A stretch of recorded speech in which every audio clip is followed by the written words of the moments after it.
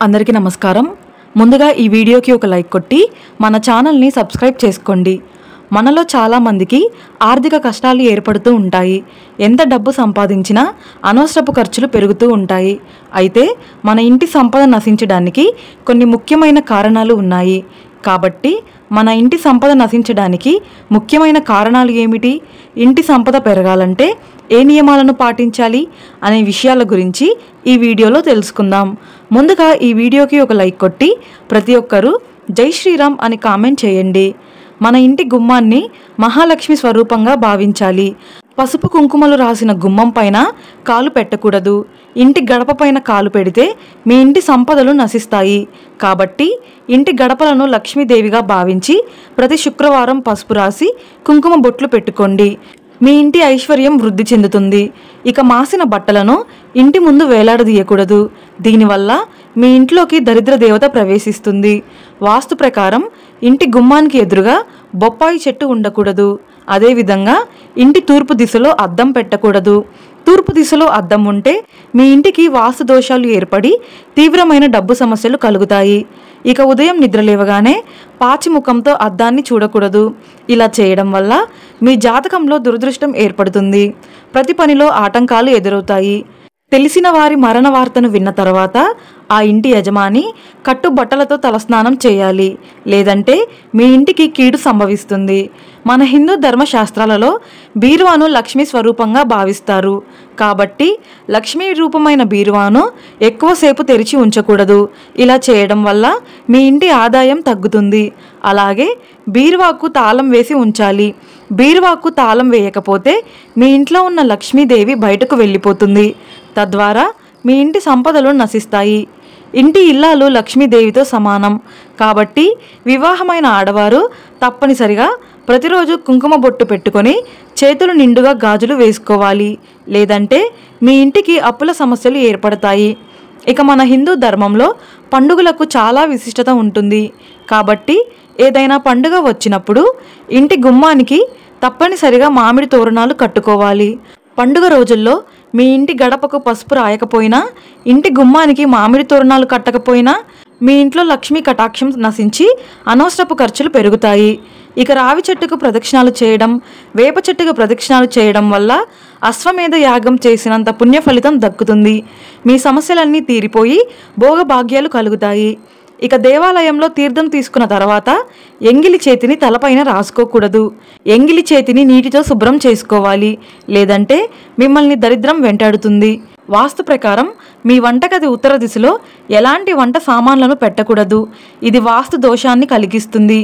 ఇక కొత్త చీపురును కొనుగోలు చేయాలంటే శనివారం మాత్రమే కొనుగోలు చేయాలి, మిగతా ఏ రోజుల్లోనూ చీపురు కొనకూడదు। ఇక ఈ రోజుల్లో చాలామంది చెప్పులు వేసుకొని ఇంట్లో తిరుగుతున్నారు, కానీ ఇలా అస్సలు చేయకూడదు। చెప్పులు వేసుకొని ఇల్లంతా తిరిగితే మీ ఇంట్లోకి నెగిటివ్ ఎనర్జీ ప్రవేశిస్తుంది।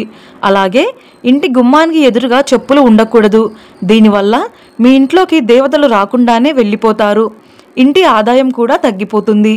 కాబట్టి సింహద్వారాన్ని ఎదురుగా చెప్పులు ఉంచకండి।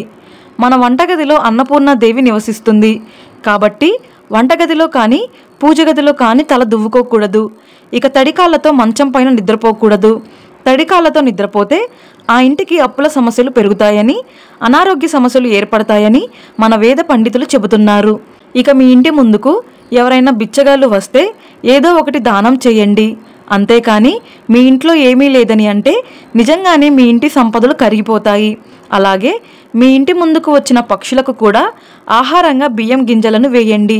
ఎంతో పుణ్య ఫలితం లభించి 7 తరాల ఐశ్వర్యం మీ ఇంటికి కలుగుతుంది। ఇతరుల చెప్పులను అలాగే వస్త్రాలను ధరించకూడదు। వేరే వాళ్ళ చెప్పులను వేసుకుంటే వాళ్ళకున్న దురదృష్టం మొత్తం మీకు చుట్టుకుంటుంది। అలాగే ఇతరుల బట్టలను ధరిస్తే మీ చుట్టూ నెగిటివ్ ఎనర్జీ ఏర్పడుతుంది। దీనివల్ల ఎన్నో అనారోగ్య సమస్యలు ఏర్పడతాయి। కాబట్టి వేరే వాళ్ళ చెప్పులను అలాగే వస్త్రాలను ఎప్పటికీ ధరించకండి। ఇక మంగళవారం రోజున అప్పు చేయకూడదు। మంగళవారం డబ్బును అప్పుగా తీసుకుంటే ఆ అప్పును జీవితంలో తీర్చలేము। అలాగే మంగళవారం మరియు శనివారం నాడు ఉప్పు కొనకూడదు। ఈ 2 రోజుల్లో ఉప్పు కొంటే అప్పుల సమస్యలు, ఆర్థిక సమస్యలు ఏర్పడతాయి। కానీ శుక్రవారం రోజున ఉప్పు కొంటే మాత్రం చాలా మంచిది। శుక్రవారం ఉప్పు కొంటే లక్ష్మీ కటాక్షం కలుగుతుంది। ఇక అన్నం తినే సమయంలో మన శత్రువులను తిట్టకూడదు, లేదంటే మీ కుటుంబానికి ఆహార కొరత ఏర్పడుతుంది. ఎంత కోపంలో ఉన్నా సరే తల్లిదండ్రులను తిట్టకూడదు, వారిపైన చెయ్యి ఎత్తకూడదు. తల్లిదండ్రులను గౌరవించని ఇళ్లలో కుటుంబ కలహాలు, అనారోగ్య సమస్యలు, ఆర్థిక సమస్యలు ఏర్పడతాయి. ఇక మనలో చాలామంది చీటికి మాటికి ప్రతిజ్ఞలు చేయడం, ఒట్టులు వేయడం చేస్తూ ఉంటారు. కానీ ఇలా అస్సలు చేయకూడదు. దీనివల్ల మీ జీవితంలో ఎదుగుదల ఉండదు. ఇక ఇంట్లో కూర్చొని గోళ్ళు కత్తిరించడం, జుట్టు కత్తిరించడం చేయకూడదు, లేదంటే మీకు మీ కుటుంబానికి కష్టాలు ప్రారంభమవుతాయి. లక్ష్మీ స్వరూపమైన ఉప్పు అలాగే పెరుగును ఎవరికీ అప్పుగా ఇవ్వకూడదు. ఈ వస్తువులను ఎవరికైనా అప్పుగా ఇస్తే మీ ఇంటి సంపద వారితో వెళ్ళిపోతుంది. అమావాస్య తిథి అంటే లక్ష్మీదేవికి చాలా ప్రీతికరమైనది. కాబట్టి ప్రతి అమావాస్య నాడు లక్ష్మీదేవిని పూజిస్తే మీ ఇంటి సంపద విపరీతంగా పెరుగుతుంది. అమావాస్య రోజున లక్ష్మీదేవిని పూజించకపోతే మీరు జీవితంలో గొప్ప స్థాయికి ఎదగలేరు. ఇక దీపారాధన చేసే సమయంలో దక్షిణముఖంగా దీపాన్ని వెలిగించకూడదు. దక్షిణముఖంగా దీపం వెలిగితే ఆ ఇంట్లో అనారోగ్య సమస్యలు, మృత్యు బాధలు ఏర్పడతాయి. ఇక భోజనం చేసే సమయంలో ఖచ్చితంగా కొన్ని నియమాలను పాటించాలి. నిలబడి ఆహారాన్ని తినకూడదు. అలా చేస్తే మీకు దరిద్రం చుట్టుకుంటుందని, రాబోయే జన్మలో బిచ్చగాడు అవుతారని మన శాస్త్రాలు వివరిస్తున్నాయి. కాబట్టి భోజనం చేసే సమయంలో తూర్పు ముఖంగా కూర్చుని మీ కుడివైపున మంచినీళ్లు గ్లాసు పెట్టుకొని ఆహారాన్ని తింటే అలాంటి ఇళ్లలో ధన ధాన్యాలకు కొరత ఏర్పడకుండా దేవతల ఆశీర్వాదం ఉంటుంది.